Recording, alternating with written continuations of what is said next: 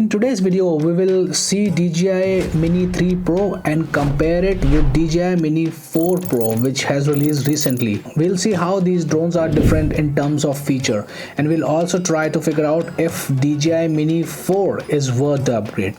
Now, for the sake of simplicity, I'll structure this video in such a way that first we'll talk about the general features of these drones, then we'll move to the smart features, and finally we will compare the camera features of these two drones. So to get the complete understanding of these drones, make sure you watch this video till the end. Now start with the general feature, and first let's cover those features which are similar in both the drones. For example, weight. Both the drones weigh 249 grams. Known as mini category, and in many parts of the world you don't need to have a license or registration for your drone, and that is the main selling feature of these mini drones. Next is max takeoff altitude. Both the drones comes with 4000 meters of max takeoff altitude. What is this max takeoff altitude? Let's understand this with an example. Imagine you are going for a hike and you suddenly decide that let's fly a drone. However, if your current altitude is more than 4000 meter, your drone will not take off. It's because you breached the altitude limit. If you climb down and you come under the 4000 meter range, then you will be able to fly your drone because now you are within the max altitude range. I hope this clears the concept of max altitude range, and I hope now you know what it is and why it is important. Next is battery backup. One full battery will give you 34 minutes of flight time in both the drones. Both the drones have similar operating temperature, which is -10 to 40 degrees Celsius, which I believe is perfectly alright. Both the drones comes with vertical shooting option. In this mode, camera turns vertically with the help of gimbal, and you would be able to capture true vertical footage or photos. In both the drone, the camera can tilt up to 60 degrees, which can open up the doors for some unique perspective shots. These were all the common feature in both the drones. Now it's time to talk about the different feature and see how they are different from each other. The first difference here is the internal storage. In Mini 4, you will get 2 GB of internal storage, while there is no internal storage in Mini 3. Next is obstacle avoidance sensor. In Mini 4, you get 360-degree obstacle avoidance sensor. In original Mini 3, there were only front, back and downward sensors. But if you flew this drone several times from the side, and if an obstacle comes from the side, especially during the subject tracking, then the chances of this drone colliding increased. In Mini 4, the chances of this happening are very low because you get proper 360-degree coverage. This new drone also has an upgraded O4 unit, because of which now you get a video transmission range of 20 km. In the old drone, it was just 12 km because it was based on O3 unit. You will only get this kind of range when you fly this drone in an open field away from the population and digital interference. If you plan to fly this drone in city where you get lots of signal interference, everyone is using mobile, everyone is using Wi-Fi, in that kind of scenario you will get a range of 1.5 to 4 km in Mini 4 and 1.5 to 3 km in Mini 3 Pro based on the situation you are flying this. There is a quick transfer mode available in both the drone. In this mode, you can transfer the data from your drone to your smartphone without using any wired connection. The only difference is that in the newer drone, you will get a transfer speed of up to 10 Mbps because it has new O4 unit. While on the other drone, you will get the transfer speed of only 5.5 Mbps because it supports older O3 version. There are two ways you can charge your drone battery. Number one, you can charge the battery within the drone, and number two, there is a dedicated charging hub which can take 3 batteries at once and you can charge all of them together. If you charge your battery using your drone, Mini 4 can take up to 70 minutes, while the Mini 3 on the other hand can charge your battery in just 64 minutes. In this regard, Mini 3 is quite fast. Now let's assume you are using charging hub to charge your battery. So in that case, Mini 4 will take up to 58 minutes to completely charge your battery, while Mini 3 will still take 56 minutes, which is again faster. With the new drone, DJI has also introduced a new lens attachment. It can attach in front of your camera similarly like we attach ND filter to our DSLR lenses. What it can do, it can increase the field of view of your lens, and it can make your camera lens even more wider by providing up to 100-degree field of view. These were all the general features. Now let's move to the smart feature of this drone and see how they stack up. Now let's first discuss all the smart features which are available on both the drones. And these features are master shot, quick shot, hyperlapse and panorama. You will find all these features in both the drones. Now let's talk about what's unique in these two drones when it's come to smart feature. And the first feature I would like to talk about is waypoint mode.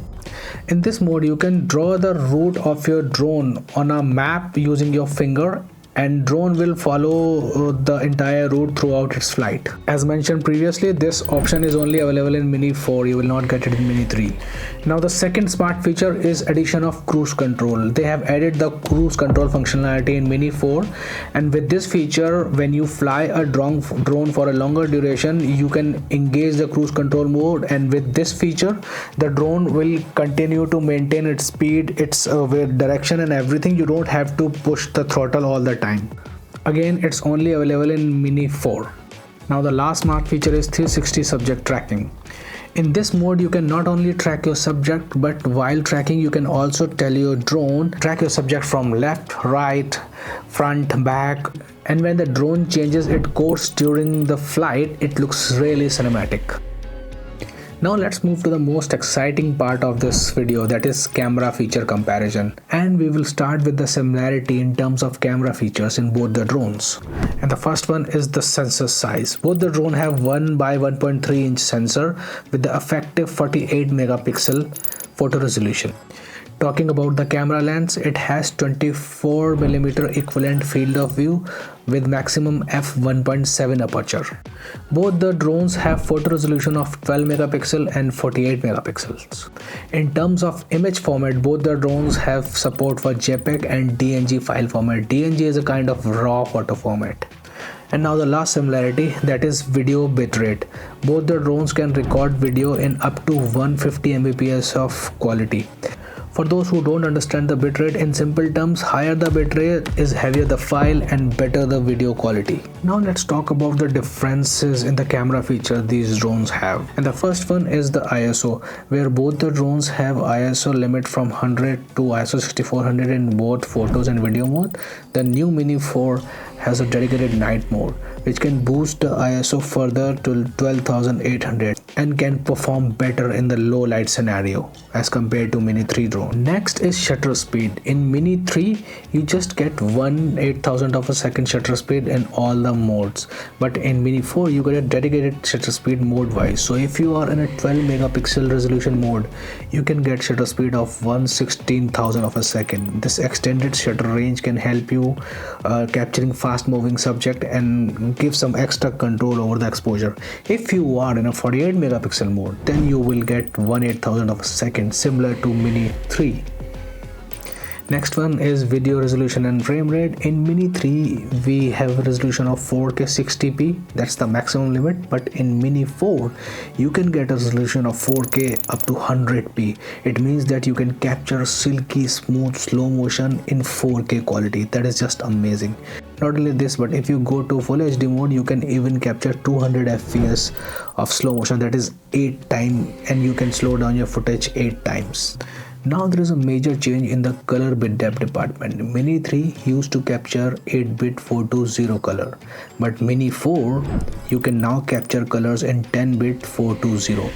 And not only that, but in terms of picture profile there is a major boost. Now in Mini 4 you can shoot T-Log M and HLG footage and capture the extended dynamic range in your scene. On the other hand, Mini 3 can shoot in Cinelog T, which is not a true log profile, but we can say it's better than a regular picture profile, but we cannot compare it with the actual real log profile. Now let's talk about pricing, and I'll quote US pricing here. Right now both the drones are available at $759, and this price is common for both the models, which is confusing. The only difference I can see that Mini 3 comes with a RCN1 and Mini 4 comes with a RCN2, which is actually an upgrade of RCN2. So in 759 you are not getting a new drone with new feature, but also getting a new controller. That is very confusing. I think there is some kind of glitch in the pricing right now, which DJI might fix later, but I am not too sure. right now. So if we talk about my point of view, I would say that there is only one standout feature in this new drone for me, and that is 10-bit along with the picture profile.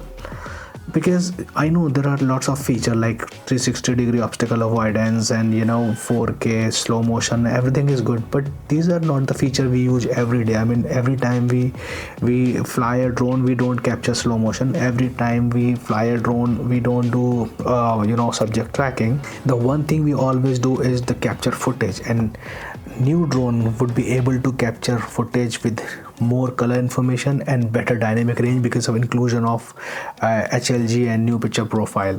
So my recommendation for you is that if you are an existing owner of Mini 3 Pro and you're using this drone for your personal use, you are not into too much editing, you don't want to get into the technicality of color grading, then I would recommend to stick with this drone, because Mini 3 is a very good drone and it create amazing looking footage straight out of the drone.